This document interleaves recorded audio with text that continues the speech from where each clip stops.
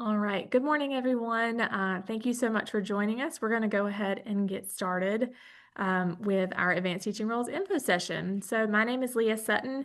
I am the Advanced Teaching Roles Program Lead at the Department of Public Instruction, and I'm going to sort of guide you through this call. I'm joined by Maureen Stover from Best NC, who has helped so much with the logistics and the planning behind the scenes, and is also going to be sort of the Zoom czar today. So thank you, Maureen, for your help on the call. Welcome to each of you. Thank you so much for your interest in advanced teaching roles, and we're really excited to share this opportunity with you. And I'm just going to go through a high-level overview of the Advanced Teaching Roles program.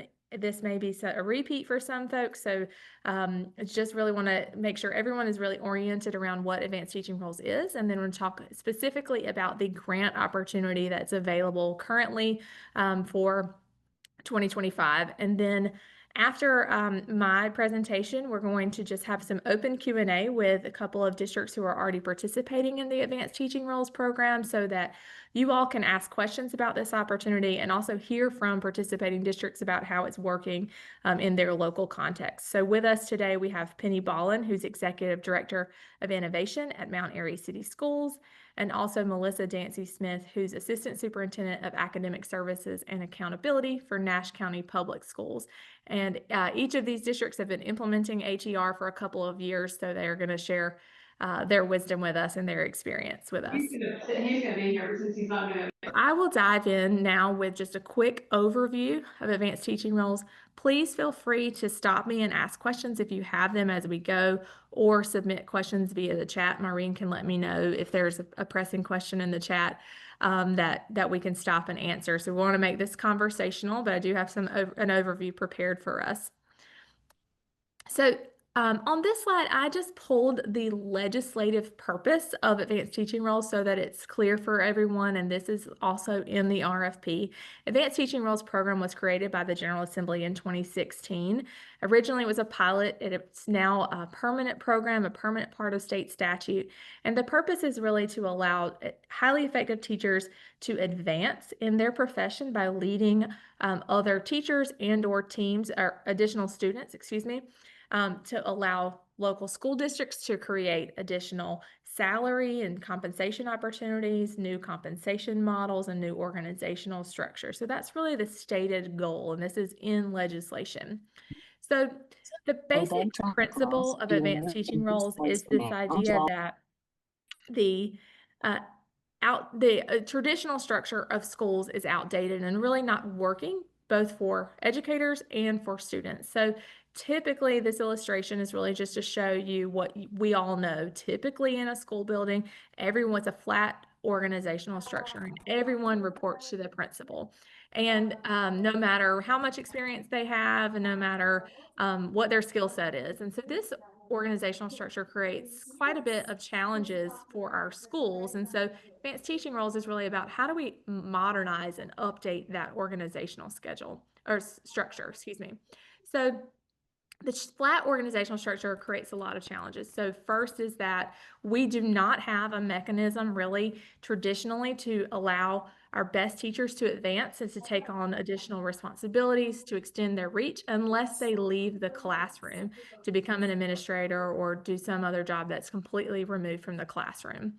Our new and developing teachers really we don't have a structure to provide them with day-to-day and embedded job embedded support that they need to be successful. This is really critical because we all know our pipeline of teachers has changed and we're getting more and more teachers into the profession that have very little, if any, preparation prior to becoming a classroom teacher.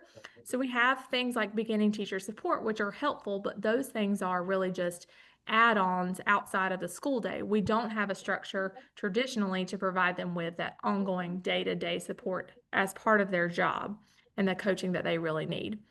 And then additionally, in our schools, most of the time, we structure our schools such that students are sequestered in a classroom with one teacher. The quality of that teacher really dictates how much that student's going to learn and what kind of school year they're going to have. And so when we're forced to put Students in a classroom with ineffective teachers, we're restricting their access to great education, great instruction. And so that's really problematic. As we know, our pipeline of teachers, new teachers coming in is maybe less prepared than previously. So this illustration is really just to show a typical traditional first grade. And looking at this, we know we have different quality of teachers across the school, or across the grade level, excuse me. And so on the right, you'll see that we have really two really excellent first grade teachers in this grade, and they have 16 students each. So 32 students on this grade level are getting the very best instruction possible. And then in the others, we have a couple of effective teachers, feeling good about those. We have a couple of beginning teachers, maybe we have question marks about, and a developing teacher who we're really concerned with. So in this example, we only feel super confident about 32 of our students in first grade. Advanced Teaching Roles tries to change this by creating teaching teams with a leader, an adult leadership teacher who is responsible for the performance of all of the students on the team. And they're leading the teachers on that team. They're guiding instruction, they're helping with planning, they're pulling small groups, they're pushing into co-teach, and they're really driving the instruction for the entire grade level. And in this example, we can make sure that all students have access to that great educator, at least one great educator. So advanced teaching roles helps in a couple of ways. First, it gives us that mechanism for advancement for our best teachers so that they can earn more money for taking on more responsibility. And advanced teaching roles is meant to be more than just one lead teacher in a building or one instructional coach in a building. This is many more opportunities for leadership than currently exist in our structure so that more teachers have access to advancement. Because there's a lead teacher who has release time and it's their job to coach and lead the team, this means that our developing teachers get more support, much more support than they've ever had, and that they can get better faster, hopefully persist in the profession. This distributes leadership across the school, making the principal's job a lot easier. Now they have a team of lead teachers who can help them have a pulse on instruction across the entire building, and it can give more students access to great teachers. So this is just showing that exact same first grade scenario. What we've done is we've elevated one of those highly effective teachers to an adult leadership position where they are leading the team, and they're released from traditional teaching duties to spend all of their time leading the team. We've reallocated her students across the team so that our classroom excellence teacher is that other highly effective teacher who's now getting paid more to take on more students. And then we have the other teachers all now having a tremendous amount of support from the adult leadership teacher. So now every student, all 112 students on the grade level, get access to a great educator and great teaching. So advanced teaching roles has been in place for many years, and one of the things that's been a priority for the state and for the department is to evaluate the program and to show how it's doing. And so this is just a quick snapshot of a recent evaluation, the most recent evaluation of the program by the Friday Institute, and we're seeing statistically significant improvement in achievement and in growth across subject areas, and with a particularly strong result in math. And one thing I'll say about this evaluation is that this evaluation looked at school-wide performance. So in ATR schools, they are doing better than similar schools that do not have ATR across the entire school. This is not accounting for where actually the ATR teachers are working. So let's say in a school that didn't have a science adult leadership teacher, they still saw improvements in science scores, even if they didn't have those that person in that particular role and the support in that particular subject area. So we're seeing this benefits the entire school, even if we only have a couple of ATR positions. And then the future evaluations are going to drill down and really examine how those specific teams are doing. But we're really excited to see this performance growth. We also saw effects across all school types. Right now, most ATR schools are elementary schools, but we also saw really tremendous results in high school. So it's exciting to see these results, and it's exciting to see that the model is working in a lot of different contexts. So this is just a quick snapshot of advanced teaching roles districts across the state. We are up to 34 or 35 districts participating, and you see that we have a mix of rural and urban, small and large. And so we're excited to see the growth of the program and the opportunity to continue bringing on more districts. So at the state level, we'll want to emphasize that advanced teaching roles is a state initiative. So in a context where I think everybody is a little concerned around the future of federal funding, ATR is solely state funded. So and we feel pretty confident about the consistency and sort of the reliability of that funding. And there's two main funding streams at the state level. So first is the grant program, which we'll talk about in some depth today. We'll talk about the RFP in some depth. There's an annual opportunity for districts to apply. The grant program is intended to fund the transition to ATR. So this is intended to give you support as a district while you design and implement this new model. And then additionally, the state has appropriated funding, this began in 2023, for salary supplements for ATR. So currently there's $10.9 million in this pot of money, and we anticipate that that will increase as more schools and districts come on board. But the state has agreed to pay $10,000 for each adult leadership teacher in an ATR school, up to 15% of all teachers in the school, and then $3,000 for each classroom excellence teacher, which is those teachers who take on additional students, up to 5% of teachers in all schools. So there are two state streams of funding. I'm going to talk a little bit about the salary supplements now, just because that's a little more concise, and then we'll get into the grant opportunity. So these are the statutory definitions for the two positions that the state will support with a salary supplement. So adult leadership teacher, this is the definition. This is a person who leads a team of teachers. This language is in the RFP, so you'll see it if you open the RFP, but I want to just emphasize that number A, or letter A, works in the classroom for at least 30% of the instructional day. This does not mean that they have to have their own classroom. They can be fully released from being a teacher of record in your school. However, they do have to be involved in providing instruction for students. So this is intended to ensure that these roles don't creep to being just an instructional coach or being a school administrator or being testing coordinator. We want these roles to be intimately involved with instruction each day. So they need to be working with students 30% of the day. That could be co-teaching, that could be pulling small groups, but they need to be working with students. And that's important because they're responsible for the performance of the students on their team. So they need to be working with those students, and they can better guide instruction if they understand the academic strengths and weaknesses of their teams, and so their students on their team. So they really need to be involved in instruction. So that, just want to clarify letter A for you. In order to receive a supplement for these positions, they need to adhere to these requirements. So wanted to make sure that's very clear as you're designing your plans. Then the classroom excellence teacher is a teacher who takes on at least 20% more students as compared to prior to having that teacher prior to when they had an advanced teaching role. So the year before, if they weren't in advanced teaching roles, teacher kind of looking at how many students they had then, and then 20% more. And this is the legislation as it exists. And this is a $3,000 supplement from the state. So what the state provides, the $3,000 and the $10,000, is really kind of a minimum for what these teachers can receive. In many places, they are receiving more, and districts are supplementing those salaries from additional funds. Sometimes districts are using their Title I dollars from the school. Sometimes districts are using local funds. There's many ways to kind of supplement this, but we do see, and we kind of encourage districts to try to find additional funds for the salaries.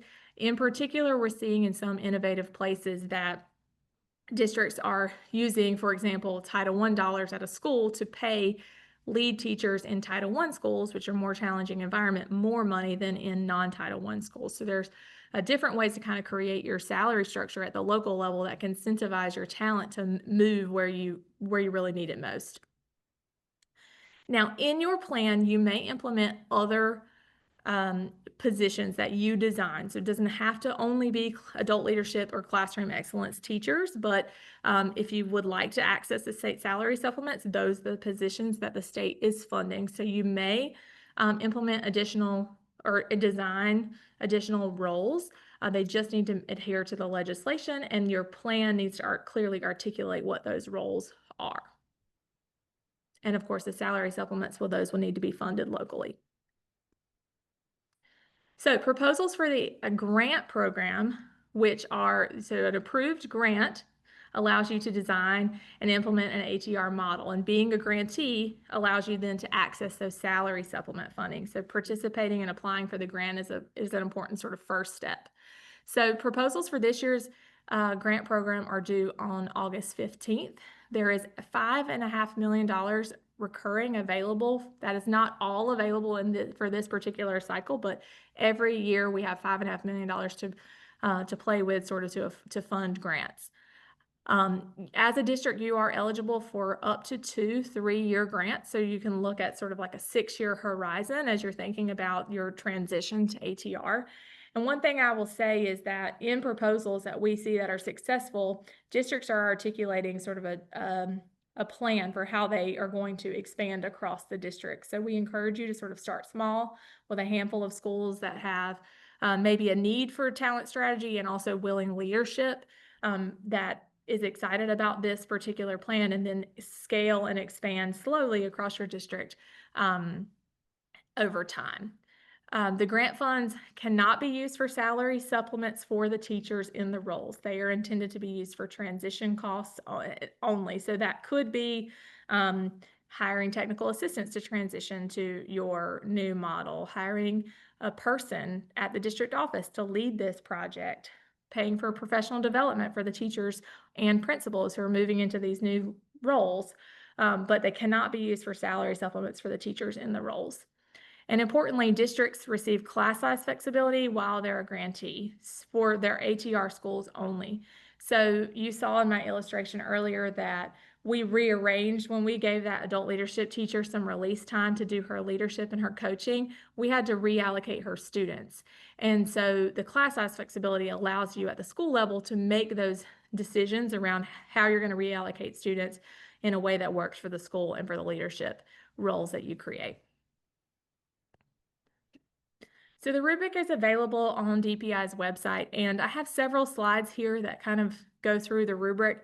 I'm going to breeze through these because I know that you can read the rubric and just ask any questions that you may have, and I want to save plenty of time for Q&A, so I'm going to kind of breeze through them. The first category is plan design, and this is where we're kind of looking at your entire sort of your holistic articulation of your plan and your theory of action, that you're drawing on research to suggest why this might work, that you're articulating a full timeline for how you're going to complete this project. For your leadership outcomes, this is really where you're articulating why and how the leadership roles of in your ATR plan are going to benefit teachers and students. And so we really want to emphasize that you're ensuring that all teachers are getting support, that there's equitable support for teachers, that this is increasing students' access to great teachers, and that you're really thinking about how you might support early career teachers in a different way than you might support veteran teachers. There's a real emphasis from the State Board of Education on ensuring that we're leveraging this program to support our incoming teachers. And so I want to make sure that that's articulated in your plan. The qualifications for positions, those are they're listed in the RFP and they're somewhat laid out in legislation. So you have to choose at least 2 from a list that the General Assembly provides. And so that list includes advanced certifications, evaluation ratings, EVOS growth scores, and then the 4th one is sort of flexible, determined by the local context. So you have to pick 2 from that list of 4. So with the 4th one being kind of flexible, you really only have to choose one of those first 3, although many districts choose multiple of that from that list because they want to make sure that they're looking at a variety of factors. One thing to think about when you're picking your qualifications for positions is that you recognize you'll have some teachers who don't have growth data. And so thinking about how you're going to identify the teachers that are highly effective that are eligible for leadership positions, but that might not have growth data. So you may want to think about other measures that you could incorporate. For the job responsibilities, you want to identify multiple job responsibilities that each person, each role will have, and really being very specific on what you expect the people to do in these roles and how they're going to help your students in your district. The job responsibilities of an adult leadership teacher and a classroom excellence teacher are really laid out in the legislation. So you need to make sure you are hitting at least one of those for each of your roles. And then, you can add additional responsibilities as you see fit. For your communication strategy, you want to make sure that you're really clear on who is responsible for the planning of this work. What is the committee and the team that is going to come to the table and really do the work? And we want to see sort of a broad swath of people across your district that are involved. We want to hear how you're going to engage teachers around this work, how you're going to communicate this out to parents and families in your district. And then for your budget, we want to see that you are articulating what your salary supplements are going to be and any specific nuances around those salary supplements. For instance, that you're going to have, additional funding for people who work in hard to staff schools or something like that. We want you to show how you're going to use the proposed grant funds, being really explicit around how you're going to be using those funds, what they're going to be used for, the specific number of schools that are going to be implementing each year. And then just want to also, actually, sustainability is next, but also in your financial plan, you want to make sure that you're articulating sort of how you're going to sustain this work over time. If you have a grant for 6 years, that's a good bit of time, but how are you going to sustain, for example, the PD that you might need for these teachers over time beyond your grant term? And just a reminder that your grant funds cannot be used for salary supplements, so we do not want to see that in your proposal. Just mentioned sustainability, making sure that you're explaining how you're planning to sustain this over time, and that there is support for sustaining it over time in your district. And then also you want to articulate how you're evaluating the success of your program. So how are you going to look at the program over time and see the impacts that it's having, what impacts do you hope to see, and how are you going to course correct if you're not seeing those impacts? So that's just a very quick overview of the rubric. You all can read it and hopefully just send me additional questions if you have specific questions about different wording and different things in the rubric. I also want to just highlight that there are a couple of new things in the rubric. So if you applied in a past cycle, there are a couple of new pieces to the rubric that are important just to point you to. This first one is a limit on how quickly you can implement advanced teaching roles. I mentioned earlier that we encourage you to kind of take a measured approach and add schools. Sort of start with a small set of schools that are willing and then sort of slowly add additional schools. We don't want you to really go district wide right out of the gate. And so the legislation now actually limits you on how quickly you can do that. So this is new to the legislation. It was passed in December. So in the first year of implementation, what we would expect your first year of implementation to be 26, 27. So 25, 26 would be considered like your planning year. In particular, spring of 26 would be a big, important sort of planning window for your district. And then 26, 27 would be your first year of implementation. And so in that first year, you're limited to no more than 5 schools or the lesser of either 5 schools or 25% of your district schools implementing in that first year. In the second and third year, you're limited to you may add no more than 10 schools or 50% of your schools, whatever is less. And then following the third year, there are no limits. You can add as you see fit. Additionally, I mentioned the state board has a real desire to make sure we're leveraging advanced teaching roles to support our early career teachers. So you'll see new emphasis on early career teachers in the rubric. So underlined here, sort of we added a sentence that says, ensure the plan describes how the proposed use of training of teachers in advanced teaching roles will improve student outcomes and support for early career teachers. So just making sure that you're drawing a connection between ATR and early career teachers. And then here you'll see it also enabling teachers to improve in their practice and improving teacher retention of our early career teachers. Last year, there was not this most recent State of the Teaching Profession report, but the prior one, there was a 25% attrition rate for first-year teachers. And so this board is really interested in doing anything we can to try to support and retain those early career teachers. So one other piece that I'll highlight on the RFP is that as a part of this program, if you are selected, you are required to participate in the legislatively required program evaluation work. The Friday Institute is currently the program evaluator, and there are some data collection pieces that you would have to participate in so that they can evaluate the program. So want to make sure that that's clear to everyone in advance, and this is on page 9 in the proposal. And then I've just listed here the instructions for submission. And that is my very quick overview of all of some of the very nitty-gritty details about the RFP. So I'm going to pause now. I see a few questions in the chat. Let's see if there's anything, Maureen, is there anything we need to address now before we go to? There's one question that we have from Mariah. How are the salary supplements provided to the district each year? Yes. So the salary supplements, what we'll do internally at the department is have a process where we actually require you to report to us which schools are implementing ATR for that upcoming fiscal year and how many positions do you plan to have and of each type, classroom excellence and adult leadership. And so then we will verify that you're within the limits of 15 and 5% for each position. And then we will allocate the funds based on sort of what you've reported that you're implementing at the district level. Once the districts get those funds, they're responsible for allocating those out to the teachers for their pay.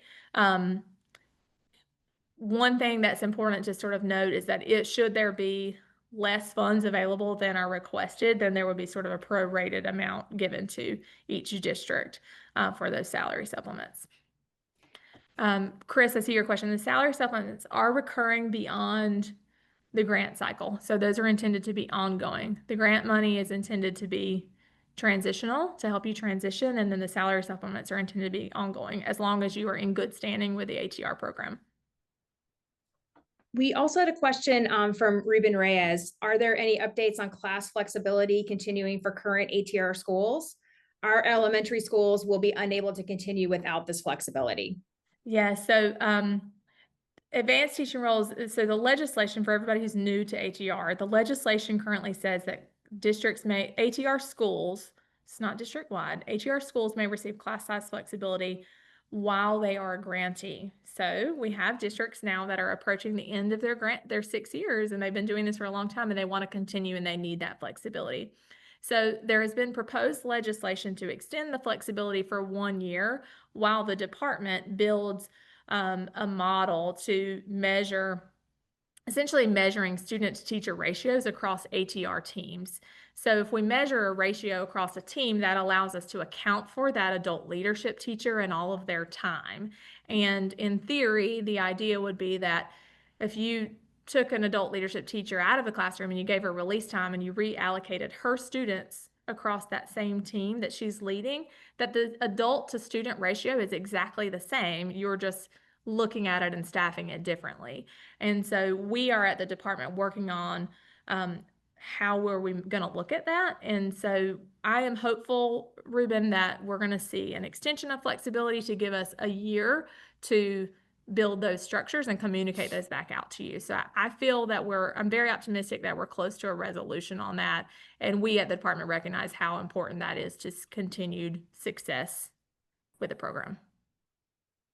So hope that's helpful. All right.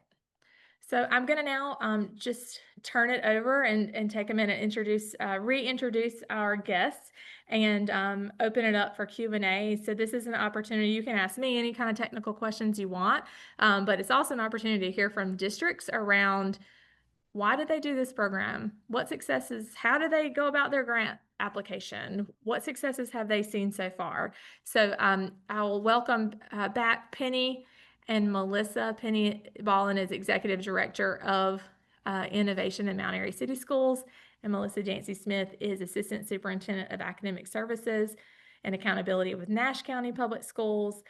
They are each in their third year of ATR implementation. I believe that's correct. And they are really getting their feet under them in this new way of organizing our schools. And so we will, I'm going to ask just a couple of opening questions to get some perspectives from them, and then just welcome you all to please feel free to come off mute and or chat your questions. So Melissa, we'll start with you. You've all received your grant in Nash County in 2022, and you're wrapping up your third year of implementation. So tell us a little bit first about Nash County for those of us who are not familiar, and then tell us just a little bit about why you decided to do ATR and the impacts you're seeing. Sure, Leah, thank you. Just a little bit about Nash County. It is a Tier 1 county.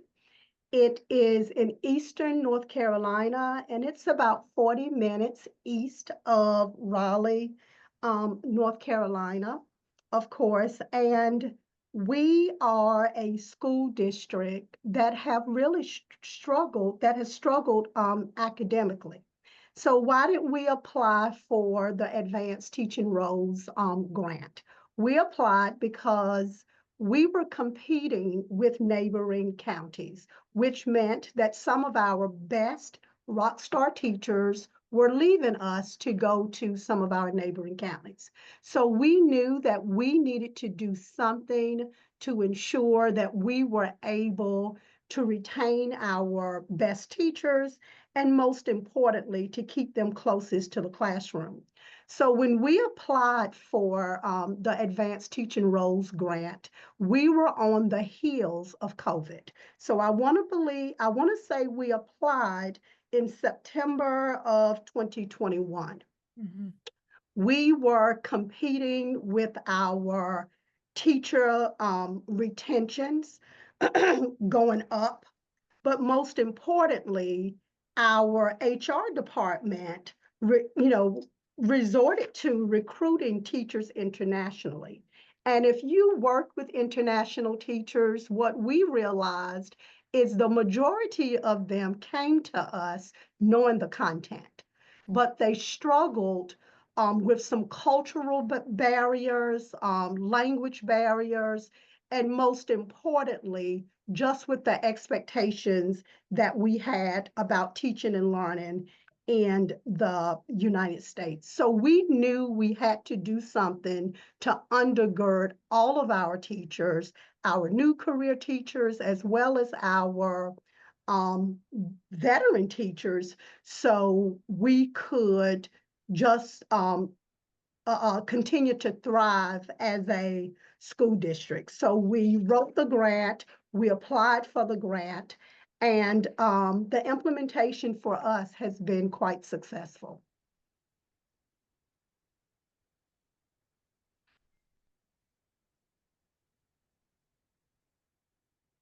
Thank you. Thank you, Melissa. So Penny, I'll just turn to you all. Same question to you. Just share us a little bit about your district and why you all pursued this work. Yes, so thank you. I'm happy to be here to share about this. This has been one of the greatest adventures that we have been on. We were so excited to kind of help you all think a little bit more positively about this. I will tell you that we received this grant on our third attempt to get it. So third time was a charm. Don't get disheartened. Unfortunately, there's not just a ton of money to make everybody's dreams come true. But I was very frustrated. By that point, I'd said, if we don't get it this year, I don't know what we're going to do, because I'm one of the primary grant writers for the district. And so 3 years in, finally get into the program. We are a very small district. So for us, it was a lot of the same reasons that Nash County would have applied. Recruitment, retention, and reinvigoration of our teachers and staff has been a long-term priority of our last two strategic plans. Our current strategic plan just started, and we've carried that over into this. So that definitely was something that fed our desire to get this opportunity with this grant. We, of course, are at the Virginia border. I see many of our Surrey County Schools friends here in this meeting today. So we are one of 3 districts in this county, and then we have the Virginia border, which sometimes we lose our teachers when they're close to retirement. They will leave a little early and go to Virginia, draw retirement, make more money. We need to keep them. So some of those are some of the reasons why we chose to pursue it. But another big thing was also, just like everyone else, coming out of COVID, we realized one of the greatest strengths that our people had was the ability to pivot. They were such strong teachers. They had stuck with us, and we needed to find ways to utilize the talent within. I'm sure just like all of you, you know, your people are, they know their stuff, and you don't want to lose them, whether it's to administration or another district, whatever it may be. And this allowed us to really develop a model that would meet the needs of Mount Airy City schools. We are very unique being so small. We are 4 schools, 1,800 students. We've actually grown during the pandemic. But this would allow us to really focus on what are our current needs, what are the priorities. And so when we first received it, that was my biggest thing, was working within the leadership team, which included school and district level leadership, and then principals. That was the big key right there. Keeping them well informed, finding out exactly what does each school need and what could this look like. And I will say from a grant perspective that this grant allowed us that kind of flexibility of designing a program that met our needs, not a canned program that our ATR looks just like another district's. And so as long as you are meeting compliance, I feel like that is a great asset to this opportunity, is that you can make it fit the needs of your district, because we are all facing common issues, but we all have specific context that we have to address as well. Yeah, thanks, Penny, for that. Absolutely. The idea of, the program has been structured such that districts are articulating their plan, right? And so districts are deciding how they want to employ talent solutions, and so really do want you to put your touch on it, that it shows you're really in tune to what your specific needs are and your district context is. So thank you for that. Let's talk a little bit about the idea. So, one of the basic, most important parts of ATR is teacher support, right? Teacher coaching and support, and creating a structure so that that can happen every single day for most teachers. So talk to us a little bit about, and I'll go to you, Melissa, first, on what impacts are you seeing on ATR on your beginning teachers and your early career teachers? You mentioned, international teachers. How is it impacting those teachers, and are you doing anything specific to ensure that that impact is happening? Sure. One thing that we've done is we have partial release multi-classroom teachers, as well as full release multi-classroom teachers. This year, for the first year, our MCLs are required to serve as mentors to our new teachers. Even though the mentor program is housed in human resources, they do receive an additional stipend for taking on that responsibility, in addition to the work that they're doing with our ATR model. And I'm glad that you asked that question, because when we look at our teachers, specifically our career teachers, as well as our beginning teachers, we pull, of course, their EVAS data.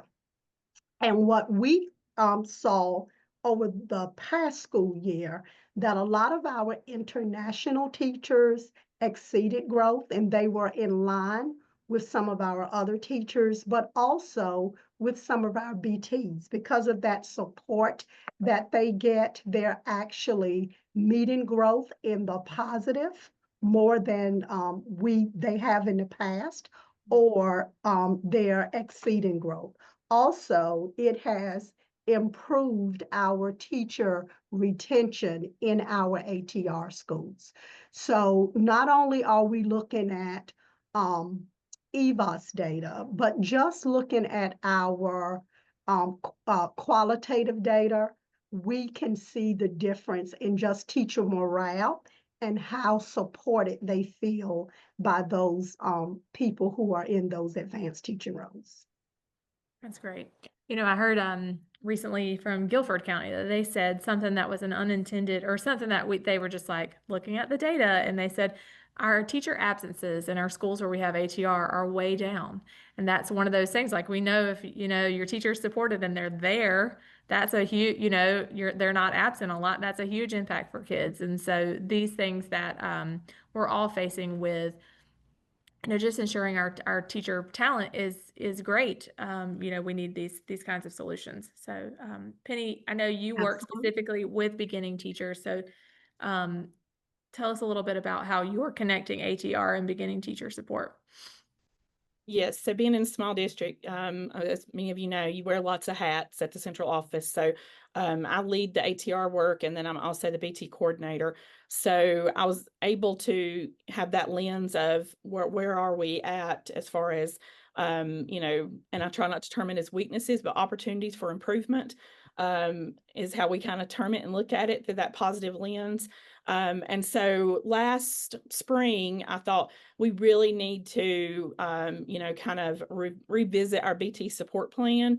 And so how can we really, now we're 2 years into ATR, how can we take it to the next level? They were being supported in the day-to-day at different capacities by ATRs. But last summer, after we kind of made that decision to really make a big focus, we did some summer work, which I used ATR funds to pay ATRs to come in and do, extended time outside of, they're off the clock. We came together. We had some major planning sessions. We went through the BT support plan. We talked about what are they seeing. They are the boots on the ground. And I always remind our ATRs, they are our capacity builders. Like, that is one of the greatest things, is that they have that opportunity to help us. They are the bridge between principal and teacher, even central office and schools. And so I try to remind them of that is one of the greatest things that they do for us. And so trying to listen to them, and that's one of my big key takeaways too, is listen to your people. And so anything that they were seeing that we were missing the boat on with beginning teachers specifically. So our teachers within their first 3 years. So over the summer, we developed, I meet with BTs every month. That's a requirement of the BT plan. So now every month is a different focus that the ATRs felt like was an imperative need, or things that we are focusing on, things they're seeing that are needed across those groups of teachers. And so every month, a group of ATRs, typically 2, maybe 3, they present. It's an hour-long meeting, and the majority of that meeting is them presenting that topic of focus. And it might be something that's also embedding the instructional framework that we're trying to integrate throughout. So AVID, so they will present on a topic, but they will do it using AVID practices. And so you're getting at coming at them in all kinds of directions. And then they're also modeling that in the way that they're presenting that learning. And so that's been highly beneficial. November, I did mid-year BT surveys. Like, where are you? What are the things you might be needing? Do you have anything that you're struggling with that maybe they're just afraid to tell someone sometimes? And then we took that information, and we always, of course, share that back with, the principal, the ATRs that may be supporting that BT. Sometimes our ATRs are also serving as mentors. They're not always, but that really allows us to be more targeted and purposeful in the programming that we're serving. And then the last part of that is we are this year working on revising our mentor. Like, we developed last summer, like a mentor calendar. Like, these are the things happening at these points in the year. Every month we've got things laid out. Are you thinking about this? Are you sharing this with your teacher?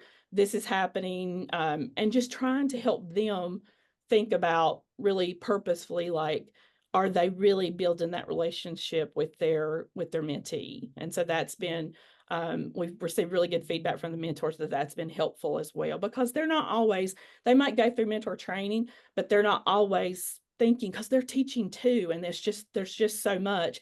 But by giving them that kind of a framework, it helps them to kind of just think about it with more purpose. Yeah. And so I love what you said, that they're a bridge between the teacher and the principal, and ensuring that, that needs are understood, right? And that we can be more purposeful and intentional about how we're trying to address those needs. Yeah, and they're great advocates for they're advocates for their colleagues, and especially in beginning teachers, sometimes they're just afraid to speak up or say anything. And so I have learned that the ATRs will come to me and say, because we have that relationship, many of them have been with me now for 3 years in ATR role, and then for 13 years as a colleague. And they'll just say, hey, could we possibly do this? Or could we get this? This is something we're seeing as a struggle.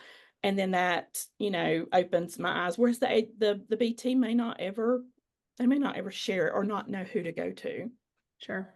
Yeah, great. Well, I'm gonna pivot and open up the call to the audience for any questions. If anybody wants to come off mute and ask a question about HER, how it's being operationalized, advice on a grant proposal, anything you're interested in asking, we're open.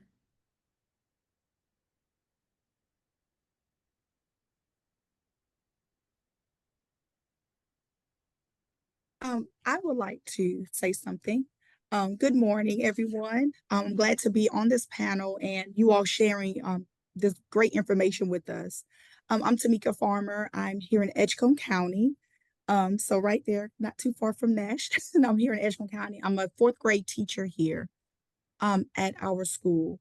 And we also participate in advanced teaching roles. We have like MCL, multi-classroom leader for both math and ELA. And I just want to say what a blessing it has been to have these educators in these roles. Especially me, I transitioned from second grade to fourth grade math, second grade teaching all subjects, and now I'm in fourth grade teaching math and science. And I was like, okay, the standards, I need help with the standards. And my coach, my math coach, has been amazing, offering that support, and helping me dig into the standards and knowing what to teach, and like that go between. So I'm not always messaging my principal. So I just wanted to like give kudos to this program and how it has been awesome and a great support within the school. So I thank you all for sharing as well what's going on in your school as well. I know I too have interest in wanting to transition into a role here in my school. So I'm hoping that I'm able to do so in the near future. But I do have a question. What ongoing support is essential for success in the advanced teaching roles? I'll start, Penny. One thing that Nash prides itself on is that we've used this model to pour into our teachers, but not just our teachers in advanced teaching roles, but all of our teachers.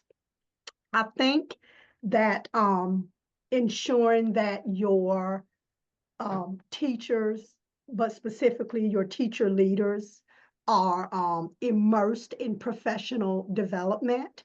We have job embedded professional development, and we get a lot of that through our learning walks.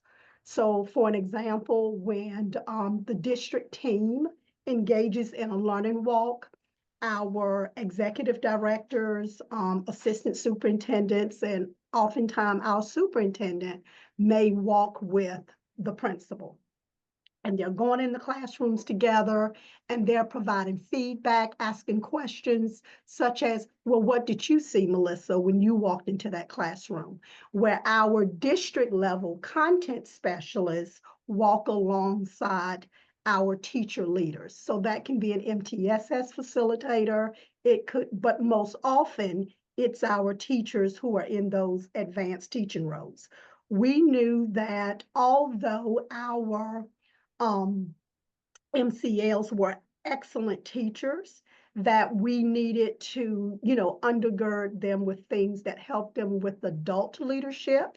So we went through cognitive coaching.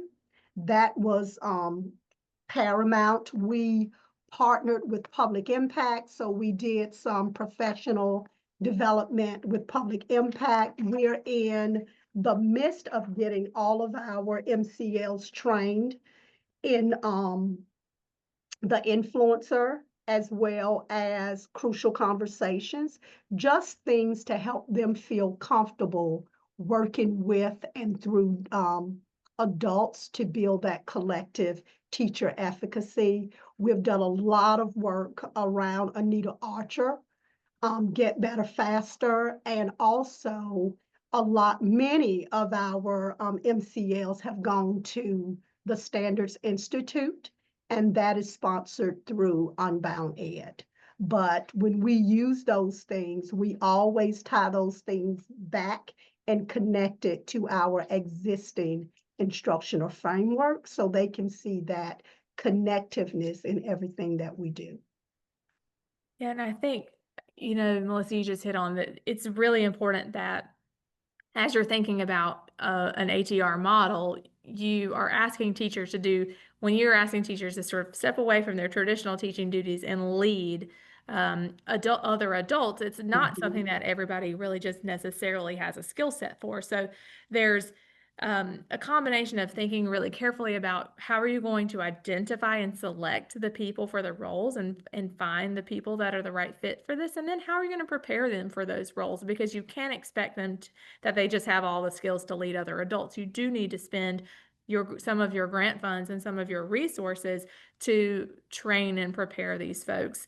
And then Tamika, another thing that you kind of mentioned is this idea that ATR is really exciting for teachers who have received the support and then can now aspire to have a leadership role. And so then there's also a question of, as a district, should I, can I do something to prepare and support those people who are maybe a couple of years away from being in the leadership role, but really aspiring to move into it. And so we're seeing in some places that people are trying to identify, promising beginning teachers and give them a little training to, hold on to them and say, hey, you're going to be ready. We're going to pour into you and you're going to be ready for this leadership role in a few years. And so that's really exciting to see. And so it could be something that you think about as you're developing a proposal. Penny, anything to add? Just constant supporting of them as much as you can at your district level. I meet with ATRs every month. We have a monthly standing meeting.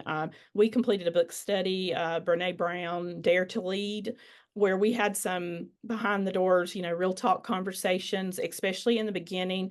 And this happens just, naturally as we're having meetings, and they know when we're having some of those conversations, what happens in Vegas stays in Vegas. So, you don't always share those things, and we need to be in a risk-free environment, because for our teachers specifically that moved into these roles, they stayed in their schools. Like, that is the point of it. And so they moved into roles where people are going to make up their own, opinions of what the roles, should be doing, and all the things that come along with that.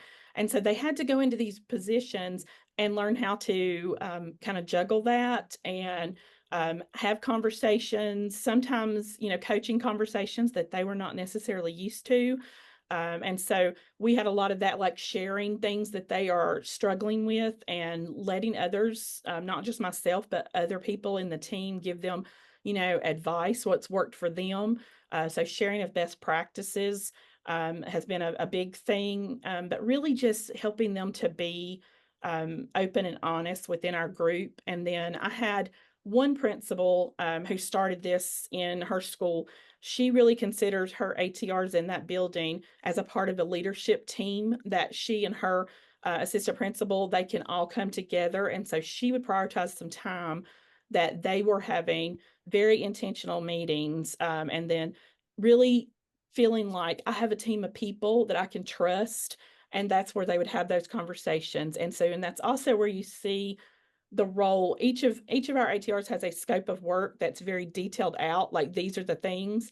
And then there's going to be things that happen as, data comes back and you see like a teacher is struggling. And that's where that principal and that one of those specific ATRs is going to go in and provide that timely, targeted support to another teacher. And so you don't always see those things on paper, and everybody can't know about those things, but that's also times when we have to really support our ATRs, like this is what that looks like. And so our principals are really good about that. Like keeping confidentiality is one of our big questions in the interview process. Like, how are you going to handle that? And so there's just a lot to it, a lot to think about as you prepare that first year and what it might look like. Yeah. And one thing you really highlighted, Penny, is that, there's a lot of central office staff that need to be involved and aware of this proposal, right? So you need finance because you're going to have to pay people, and you need HR because you've got to have to select and hire people, and you need academic services because you're really thinking it's really about teaching and learning and how you're going to improve instruction. So there's a lot of hands at it. It's sort of that need to be collaborating around this, ideating about what your model will look like at the district level. But also, Penny just highlighted, like, don't underestimate the importance of the principals, picking the right principals to get this started and ensuring that they have the confidence in using the distributed leadership model and that they're going to empower their ATR teachers to really lead in their building, and that they're going to provide the time and the support to adjust and course correct if that's needed. So really, principals are really important. We're approaching the end of our hour, so I want to be respectful of everyone's time. I do see a question from Dr. Wood around the ratio. So if we think about, Dr. Wood, that there's 15% of teachers can be an adult leadership teacher in a building, that's about one adult leadership teacher for every 7 to 8 classroom teachers. So we hope, the legislation says 3 to 8 teachers on a team. And so we're really hoping for that smaller, manageable size because we don't think that the support, really is as meaningful and impactful if you're spreading a person very thin across larger teams. So that's the idea.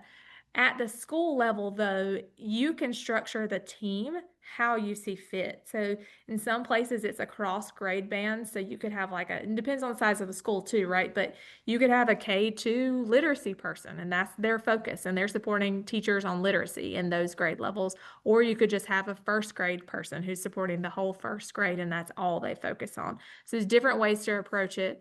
You could have, 3-5 math and science. You can really approach it differently based on the assignments of the teachers in the school, the size of the school, the number of teachers, and that kind of thing. All right, so we're going to wrap it up, and I will just thank Penny and Melissa so much for your time. Thanks to everyone for joining us, and let me actually navigate back to my PowerPoint for just a second. I want to just highlight for you, we do have another webinar that's specifically about just open Q&A about the RFP once you've had a chance to really look at it and digest. So the link is here, and we'll share the link and the slides with you after this call. You can email me anytime if you have questions. And I'm happy to schedule a call or answer and communicate by email, so feel free to reach out. Proposals are due to the department August 15th, and we are selecting proposals grantees by October 15th. So just wanted to remind you of that timeline. We will send out the recording of this call and the slides after the fact. So just want to, again, thank you for your time and interest in this program, and feel free to reach out if we can be of any help to you. Thanks, everyone.